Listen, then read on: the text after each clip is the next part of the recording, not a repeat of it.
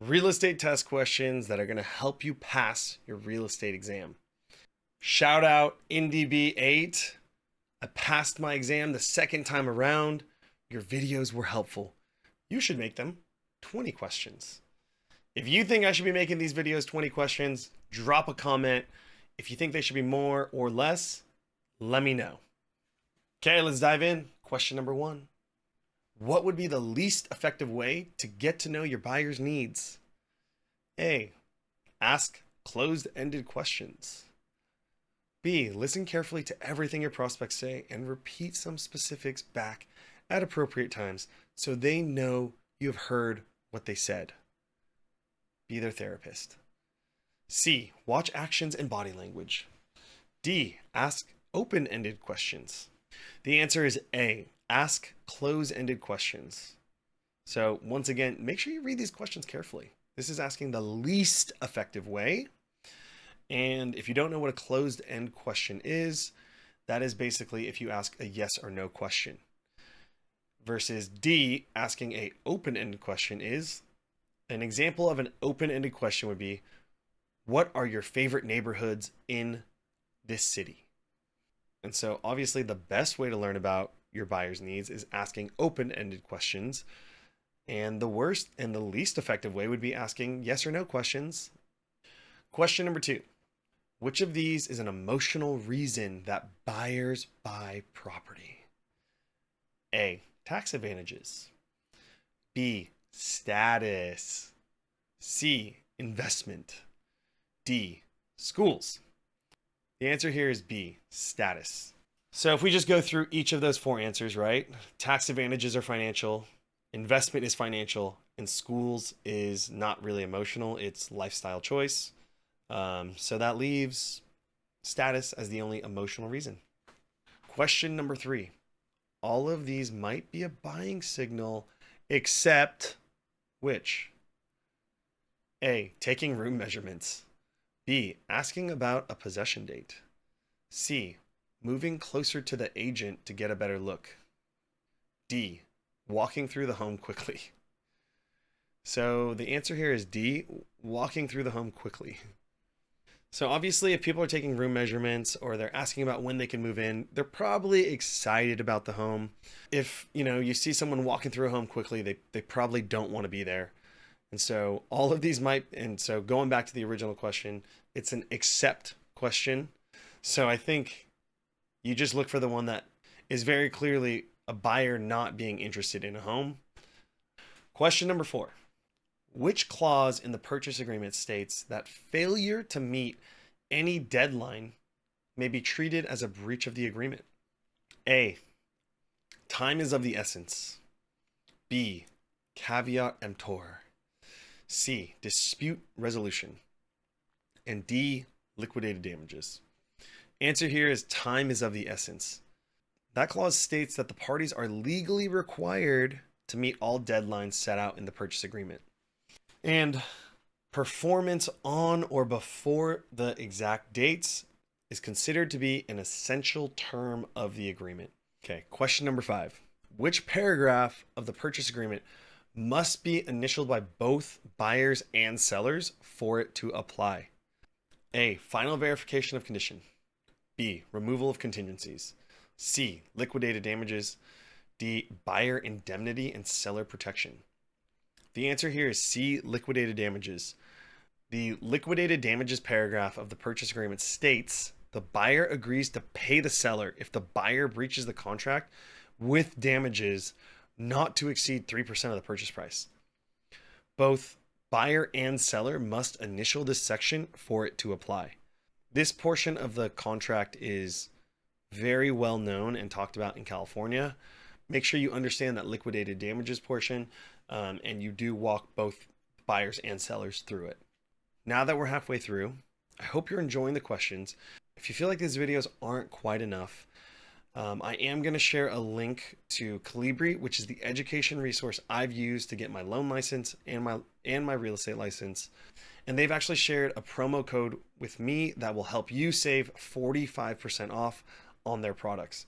And a full disclaimer, I do get a small portion of that sale as an affiliate link, but I've personally used their products to get my licenses. Other viewers said they've actually used their products and got their licenses as well. So if you do want to save some money and need additional resources, the link's here. Okay, back to the questions. Question number 6. What does the paragraph on repairs state? A, the buyer must make all repairs. B, if checked, the seller can complete repairs after closing. C, the seller can do all repairs himself. D, all repairs must be in compliance with existing building codes. D, all repairs must be in compliance with existing building codes. Any needed repairs must be done in compliance with building codes and with the proper permits must be completed before the buyer's final verification.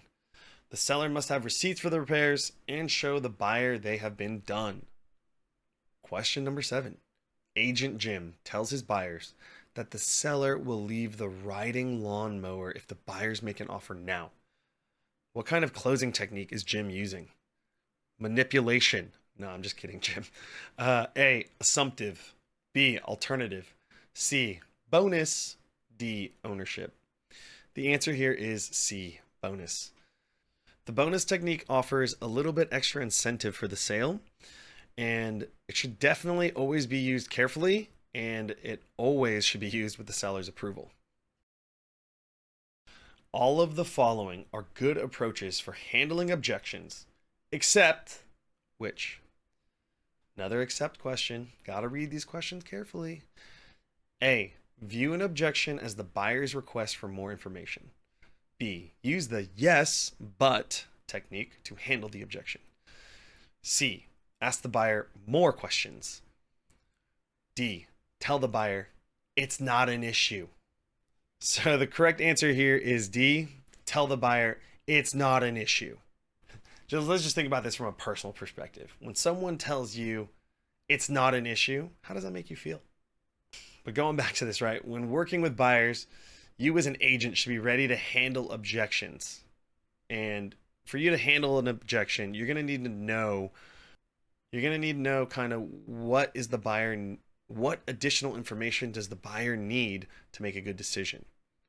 So obviously, A, viewing an objection as the buyer's request for more information, that's probably the most accurate thing, right? Like, this person just needs more information, and the way they're asking feels like an objection to you.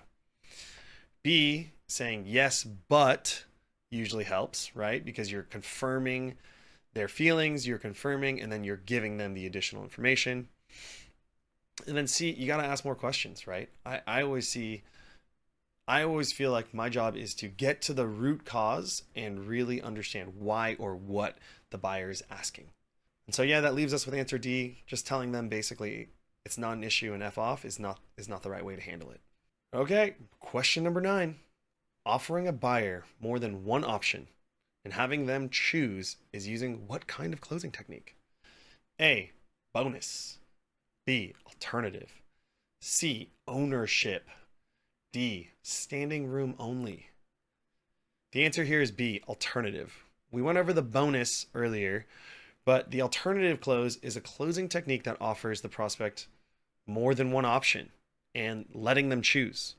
And I'll actually go through ownership and standing room only. So the ownership close is when the agent makes the buyer feel like they already own the property. They already live in the property. It's already theirs, right? And then last but not least, standing room. The standing room only technique is playing on a buyer's FOMO. Like, they're going to miss out on this property. So going back to it, right? Bonus is like an additional incentive. Alternative is giving options. Ownership is making them feel like they're already the owner. And standing room only is playing on fear. Question number 10. Which of these is not an important aspect of selling?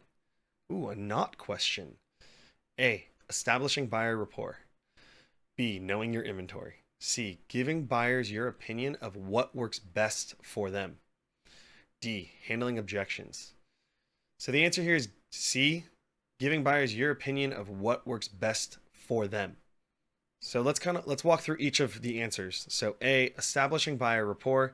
You need to have if you don't know what rapport means, it means basically relationship building, right? You want to build a strong relationship with your client. B, knowing your inventory. It's super important to know what's going on in the market to gauge how to write offers and write winning offers. C, giving buyers your opinion of what works best for them. I mean, it's not really a part of the sales process. I mean, you are kind of being paid for your expertise and knowledge, but at the end of the day, it's not a part of selling. And then D, handling objections, right? That's a main part of the sales process. You're going to get questions that you need to be able to answer. I don't necessarily love this answer or this question, but from a sales perspective, giving your opinion is not necessarily a part of the sales process. So as always, I hope you find these questions helpful, and I really do hope they help you pass your real estate exam, especially on the first try. If you like studying with me and you like these questions, go ahead and smash that subscribe button.